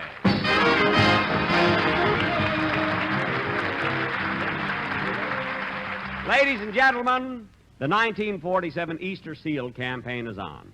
Crippled children can become useful citizens if we give them the help they need while they are young and growing, such as clinical care, schooling, camping, vocational guidance, and finally a job. We can help them best by buying our share of Easter Seals today. Thank you. Jack will be back in just a minute, but first, here is Basil Rysdale. As you listen to the chant of the tobacco auctioneer, remember, LSMFT. At 59 American. Lucky Strike means fine tobacco. And in a cigarette, it's the tobacco that counts. Here are the words of a man who's had a lifetime of tobacco experience, Mr. Charles L. Saunders, an independent tobacco buyer of Reedsville, North Carolina, who said, I've seen thousands and thousands of baskets of ripe, mild tobacco sold to the makers of Lucky Strike. Tobacco that's really fine. So for a grand smoke, I picked Lucky's. Smoked them for 21 years. Independent tobacco experts like Mr. Saunders speak from their own experience, for they can see the makers of Lucky Strike consistently select and buy that fine, that light, that naturally mild tobacco. fine, light, naturally mild tobacco. Real Lucky Strike tobacco. Yes. LSMFT. Lucky Strike means fine tobacco. First, last, always. LSMFT. Lucky Strike means fine tobacco. And fine tobacco means real deep down smoking enjoyment for you. So smoke that smoke of fine tobacco, Lucky Strike. So round, so firm, so fully packed, so free and easy on the draw. Ladies and gentlemen, I want to thank everybody here in San Francisco for being so nice to us. Also, Janie Wyman, who appeared on the program through the courtesy of Warner Brothers, who are the producers of that new picture, Cheyenne. Be sure to listen in next Sunday when we will have as our guests Mr. Samuel Goldwyn and Hoagie Carmichael. What about Herbert Hoover? Dennis. Good night, folks.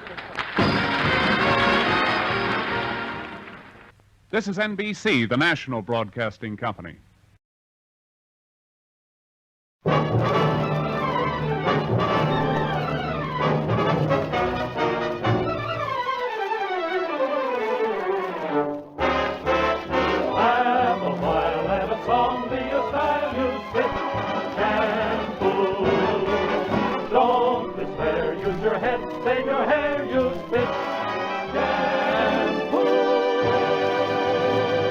The F.W. Fitch Company presents The Fitch Bandwagon, starring Alice Faye. You'll never know just how much I love you. You'll never know just how much I care. And Phil Harris. Won't you come with me to Alabama? Let's go see my dear old mammy. She's frying eggs and broiling hammy, and that's what I like about the South.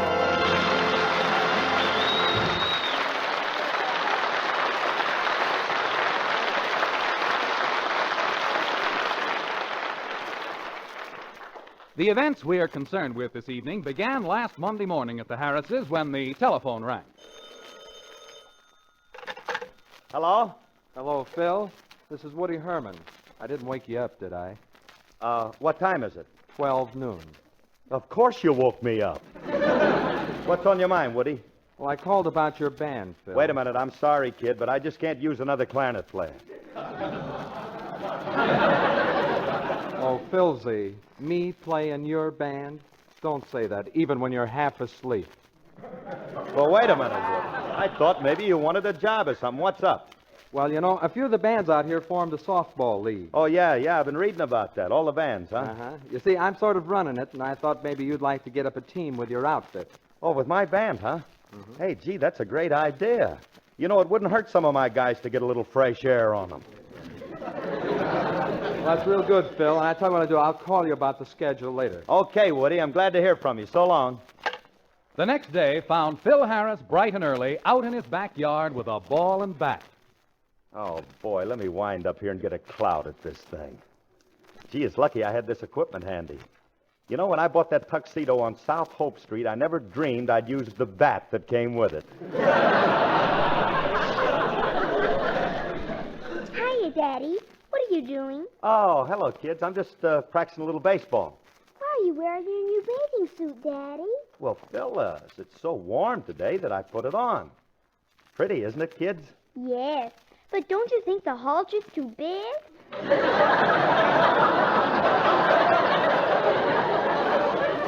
That's not a halter, Alice. That's the line where his makeup ends. Say, kids, I'm sure glad you came out here. You can help me practice.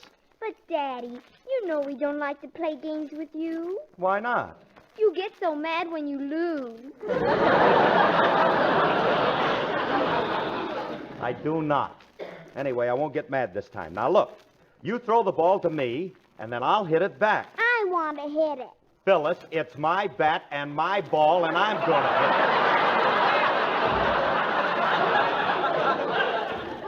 it. Now, throw it to me, and I'll knock it a mile. Oh, all right. Here it comes. Oh, Harris, look at that ball travel. You Hank Greenberg, you. Oh, sail, you lovely thing.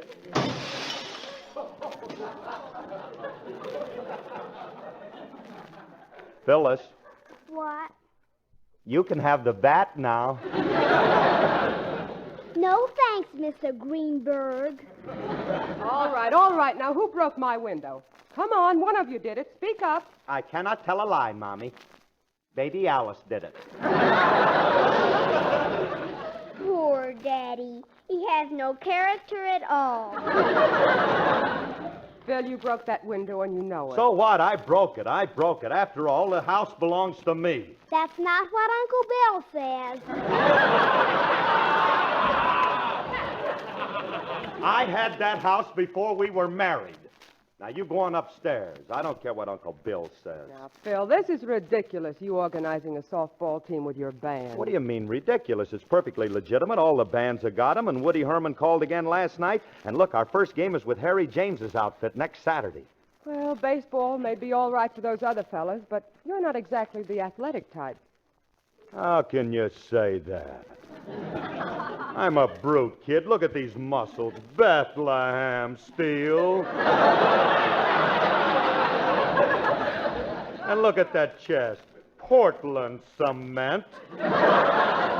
Yeah, and look at that stomach. Philadelphia scrapple.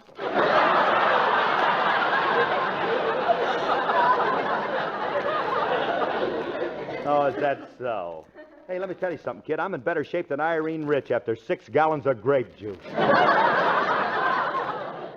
Phil, you'll probably end up getting hurt. Don't worry about me, baby. Harris is a natural-born athlete. Yeah, I found that out on our first date. I don't mean that. Well, look at my old man, honey. He was one of the greatest runners that ever lived. What did he ever run? Mexicans in from Tijuana. But anyway, honey, I think the softball team's a great idea. Gee whiz. Just think of the publicity it'll get. Oh, sure. Hey, honey, while you're out here, What? how about knocking me a few grounders? I will not. And if you break any more windows, I'll take that bat and ball away from you. Now, you be careful out here. All right, all right. What's wrong with her? She must have got up on the wrong side of her money this morning. Oh, boy, I can just see myself in that ball game now. I'll smash a liner out to center field. I'll round second. I'll touch third. I'm heading for home, and I hear that umpire say... You're not, you bum!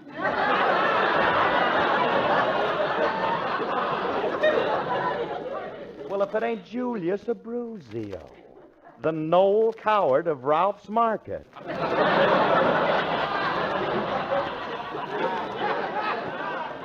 Mr. Harris. I just put the groceries in the house. What are you doing? Practicing a little baseball. Baseball? Oh, Dad, ain't you a little old for that kind of stuff? Oh, what do you mean, kid? Look at this physique. Look at it. Have you ever seen a body like that? Yeah, but it had been in water for 6 days.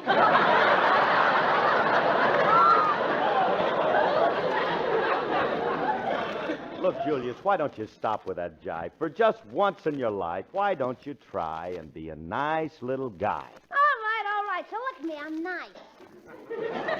All right. Hey, Julius. Hey, are you in a big hurry right now? No? Would you like to play a little baseball? You know, knock out a couple maybe, huh? All right, give me the bat. I'll hit a few. Okay, now don't hit them too hard.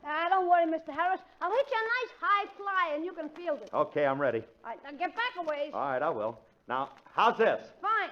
Here it comes. Keep your eye on it, Mr. Harris. Don't lose it in the sun. Well, wait a minute. Wait, where is it? You're okay. You're right under it now.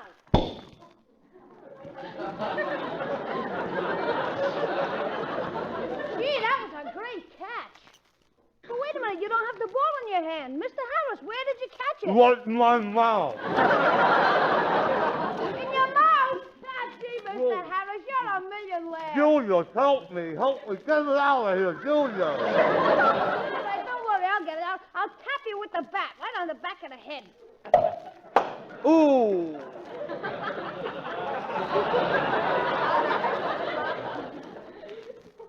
Julius. Yeah, Mr. Harris? Come here a minute. Okay. Now, turn around. Like this? That's right. Oh, I better not. It's a brand new bat. Hey, why don't I pitch a couple to you, Mr. Harris? All right, I'll try it. I can't get hurt doing that. Okay, here's the pitch. Oh, I'll murder this thing. Gee, that's a beauty. Look at it sail. Sure, Julius. Now, that's the way to hit a ball. Uh-oh. Julius, wait for me. Wait for me, Julius. Wait.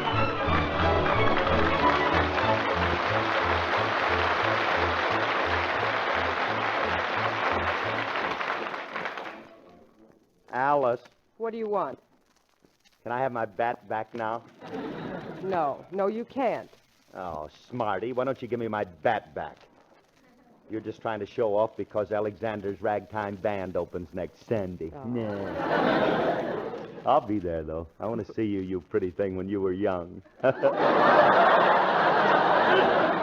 honey, I got to go because I got to go down to Frankie's apartment, and we got to see about getting the team all organized and everything. Well, what about the 2 windows you broke? The 2 windows, why don't you get your 2 brothers to stand out there in front of them? My brothers? They're 2 of the biggest pains I know. Oh, get out of here, corny. All right.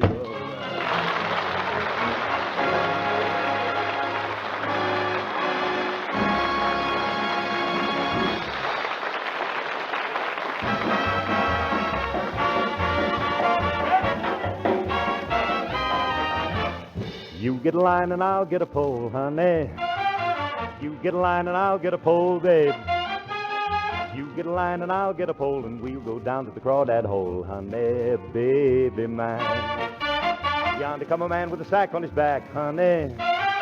Yonder come a man with a sack on his back, babe. Yonder come a man with a sack on his back, got more crawdads than he can pack, honey, baby mine.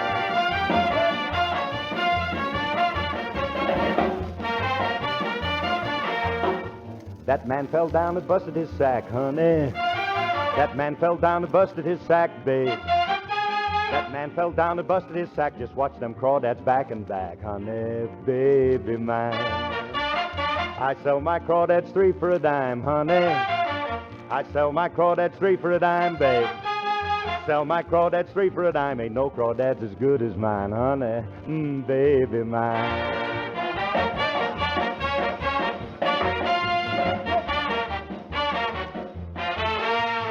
What are you gonna do when you lose your pole, honey? What are you gonna do when you lose your pole, babe? What are you gonna do when you lose your pole? Just sit and look down that crawdad hole, honey, baby mine. What did the duck say to the drake, honey? What did the duck say to the drake, babe? What did the duck say to the drake? Ain't no more crawdads in this lake, honey, baby mine.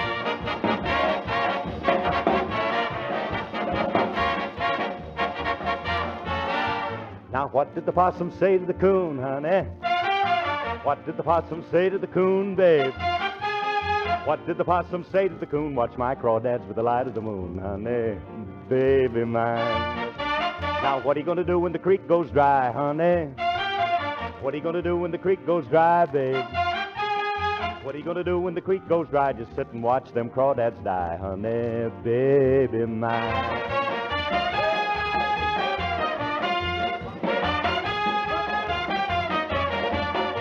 Who get up, Kate, you slept too late, honey. Get up, Kate, you slept too late, babe. Get up, Kate, you slept too late. That crawdad man done passed your gate, honey, baby mine.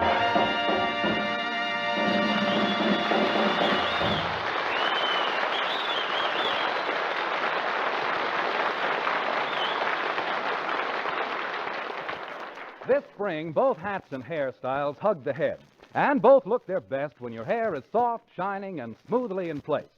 So, ladies, for truly beautiful, manageable hair, use Fitch's Dandruff Remover Shampoo regularly. Fitch thoroughly cleanses with an antiseptic action, leaves your hair sparkling and your scalp tingling with that gloriously clean feeling. At the same time, this famous shampoo reconditions problem hair, helps restore elasticity, helps your hair to take and keep a wave longer. Fitch is so gentle, it will not harm even a baby's tender scalp. In fact, Fitch has been tested and commended by the Parents Magazine Consumer Service Bureau. It's good for all colors and textures of hair in hard or soft water. So use Fitch regularly.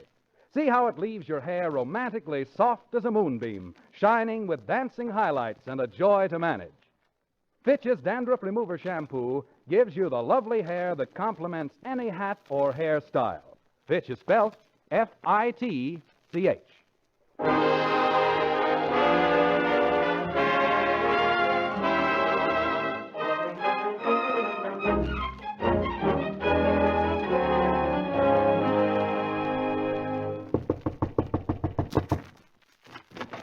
Oh, hello, Curly. Hiya, Frankie. Hey, gee, I'm glad I found you home. What are you doing in such a crummy part of town? Hey, look, let's be sweet now because I got a very important thing that I want to talk to you about. Oh, okay. Sit down. Hey, wait a minute. I'll throw the stuff off this chair. What's that? My socks. You all comfy now? All fixed, baby. Well, what's on your mind? Get this idea. Listen. Yeah. Just come to me, and it looks like it's going to be great. What do you think about our band playing baseball? That might be all right, Curly, but don't you think we ought to learn to play music first? Oh, Frankie, be serious now. Just think. Think of the publicity you'll get. Well, if it's publicity you want, why don't you use that idea I gave you last week? Well, that wasn't too bad, Frankie, but somehow I couldn't see myself kidnapping Margaret Truman and selling her to the Republicans.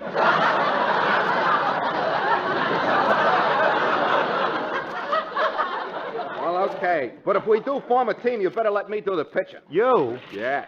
In my ball-playing days, I developed one of the best spitballs in the business. You did? Yeah. I finally had to give it up. How come? I ran dry in my second season. Frankie, I just want to know what you think of the idea because I know you're no ball player. No ball player? Why, I got an offer from the St. Louis Browns when I was pitching for my alma mater. Well, why didn't you take it? The warden wouldn't give me no waiver. Look, Frankie, never mind that. Now, look, our first game is with Harry James on Saturday. Yeah? Now, I want you to go out and get us some uniforms and then get us some softball equipment. Okay, Curly, I'll take care of everything. By the way, what are you going to call the team? Bill Harris and his curly-headed Fitch Dandruff Removing Shampooers. You know, Curly, you ain't as dumb as you look. No.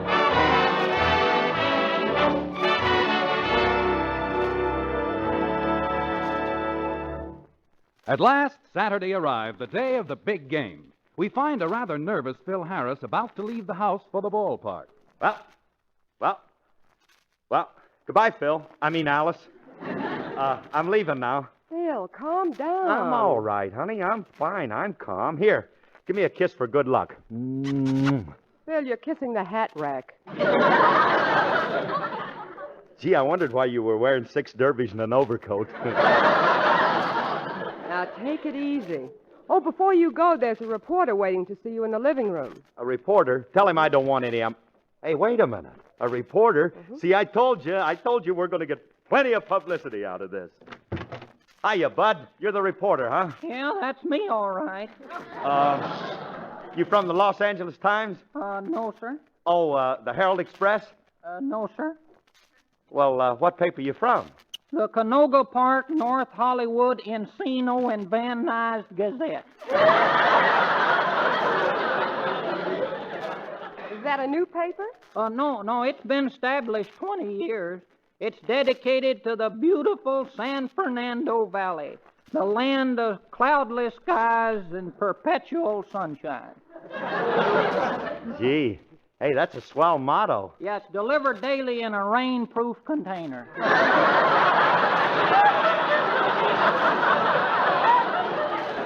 You said your name was Mr. Snyder, didn't you? Yeah, that's right. Wycliffe Snyder. My friends call me Chicken Snyder. Hey, Chicken. Hey, that's a rather odd name, isn't it? Yeah, that's what the Associated Press thought. Understand it caused quite a titter at the home office. Yeah, man. Hey, well, I guess you came over to see me about my new baseball team.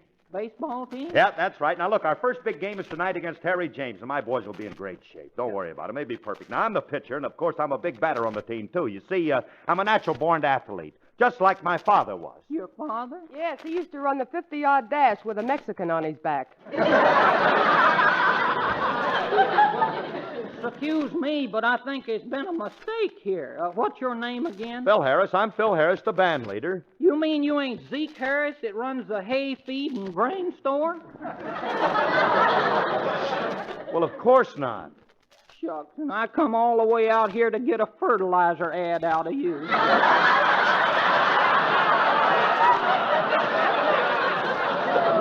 An ad? Well, I better be leaving. Oh, Gotta honey. go peddle my papers. Goodbye, Mr. Snyder. Good day, ma'am. Chicken Snyder. Pretty cute guy at that, though, wasn't he? Gee, I wish I could have taken an ad with him. Well, look, honey, I got to get down to the ballpark because the game starts in an hour. Well, good luck. And, oh, by the way, would you do me a favor? What? On the way home, will you bring me a bag of fertilizer from the store, Zeke?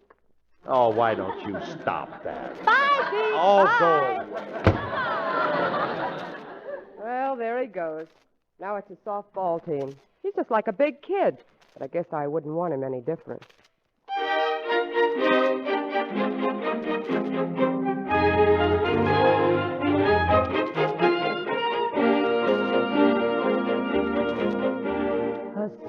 A secret, I've got a little secret. A secret, a secret, a secret kind of secret. I'm aching for to shout it to every daffodil and tell the world about it. In fact, I think I will. If this isn't love, the whole world is crazy. If this isn't love, I'm daft as a daisy. With moons all around and cows jumping over. There's something amiss and I'll eat my hat if this isn't love.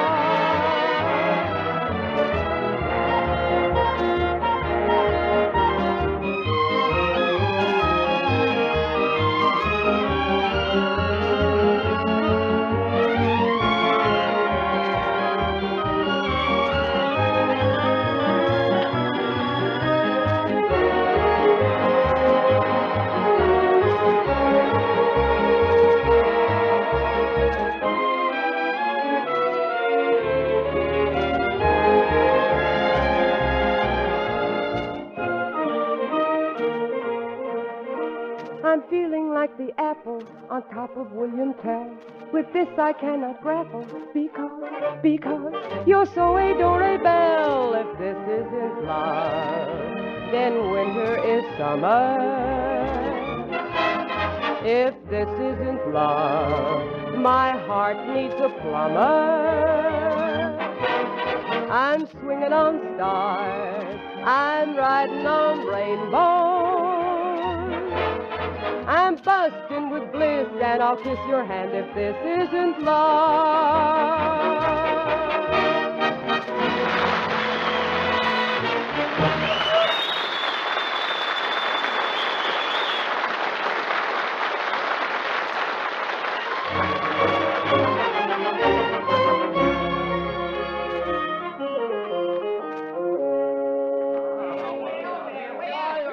All right, fellas, let's quiet down. Now, quiet down. Now, before we go out on the field, there's a few things I want to say to you men. Now, in the words of Pat O'Brien, I want you men to get out there and fight. I want you men to get out there and tackle. I want you men to get out there and block. And above all, I want you to watch Blanchard and Davis on those wide reverses. Bill. What, Frankie? This is baseball. Well, watch them anyway. Hey, Phil, we ain't got our uniforms yet. Well, Frankie was supposed to take care of the equipment, Artie. Where's the stuff, Frankie? Stuff. Get a load of this bat I got it. It's autographed by Hank Greenberg. Let me see that thing. Sure. This don't say Hank Greenberg. It says Greenberg's Delicatessen. Oh, no wonder it felt like a salami. Stop already, will you? Now, did you get the uniforms yet? Sure, I got them. Look, ain't they beautiful? They got little white hats and velvet jackets with brass buttons. Then the whole thing tapers into a little ballerina-type skirt. Frankie, where did you get uniforms like that? I got them cheap, Curly. They're war surplus from the Greek army. Hey, let's get on with this game, Phil. I gotta get out of here. You gotta get out of here. Yeah, I gotta take my mother-in-law to Sequoia tonight. Sequoia? Yeah, we're going deer hunting tomorrow. I bought a round-trip ticket and a one-way ticket. Well, what do you mean? Ain't she coming back with you? I don't think so, Phil. I'm throwing antlers on her hunting cap. Look, Artie, get back there and forget it now. We got to get ready for this game. Hey, Phil, Woody Herman's here. He wants to see you. Hey, fellas, here's Woody. Hi, Woody. Well, the old wood chopper, huh, Woody? Well, we took your call seriously, and what do you got on your mind, Pops? Well, Phil, there's been a slight change in plans. You're not going to play Harry James. We're not? No. We figured you and your boys aren't quite ready for such stiff competition. Oh, but Woody, we counted on playing today. Oh, you're going to play all right. Oh, we are? Yep, after going over the list and considering the kind of shape your boys are in, we've got just the team for you. Oh, gee, good. Who are they? Phil Spitali and his all-girl orchestra.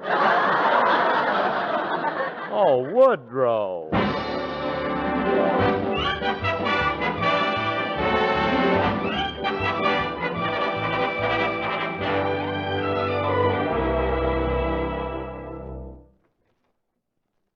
Is that you, Phil? Yeah, honey, it's me. Well, come on in the living room and tell me all about the game. Oh, yeah, the game. Uh-huh. Did you beat Harry James's boys? Boys? Well, honey, you see, we didn't exactly play Harry James's boys. Oh, you didn't? No, we played a different sort of team. Oh, I see. Well, what was the score? 47-0. 47-0? Why, Phil, your boys must have chased that team all over the field. Well, we tried to, but they had baseball bats.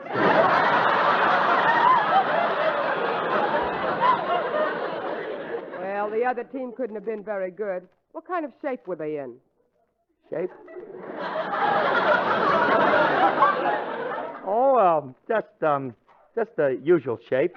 Usual shape? Yeah, you know, standard model. Well, I'm very proud of you, Phil, running up a score like that. Yeah, honey, we did pretty good. And I was dynamite with that bat. Man, they threw that Hello, first one. Mommy. We're home. Oh, hello, kids. Hey, where they been, Alice? Oh, they wanted to see the game, so Sister took them down to watch you play. Oh, Harris dropped dead. Daddy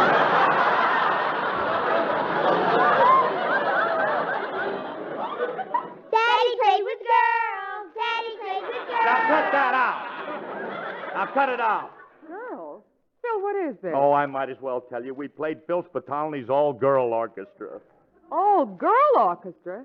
Is that right, kids? Daddy gets the picture. Daddy gets I the did picture. not. Now stop it. This is the funniest thing I ever heard. Well, don't laugh. It isn't funny. But, Phil, it wasn't very manly of you to beat them 47-0. Beat them, she says.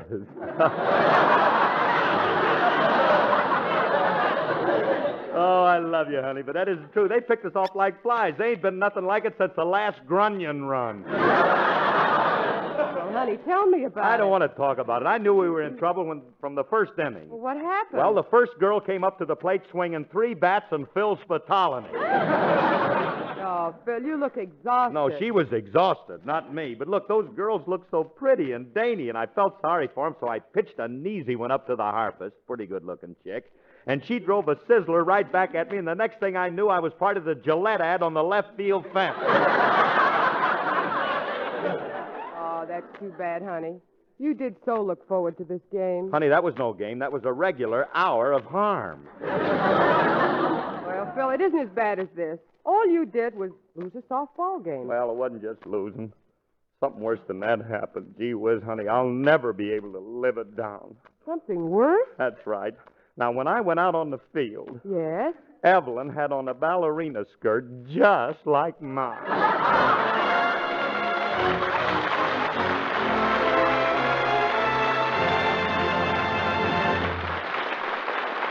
Alice and Phil will be back in just a moment. In the Easter parade next Sunday, hold your head high, knowing unsightly dandruff can't spoil your appearance.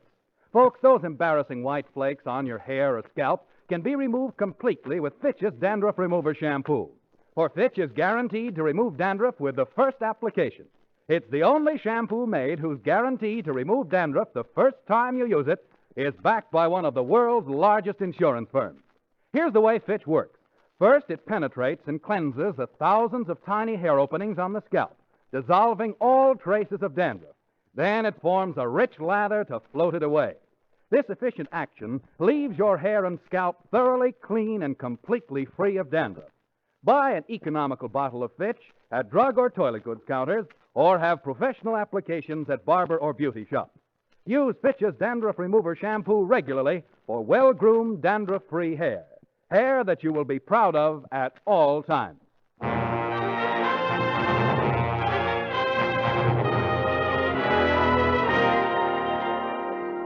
Hey, Alice. Alice, come here a minute. Yes, Phil. What are you doing wearing my ballerina skirt? Oh, Phil Spitalny just called. He wants me to play second base. Why, Evelyn.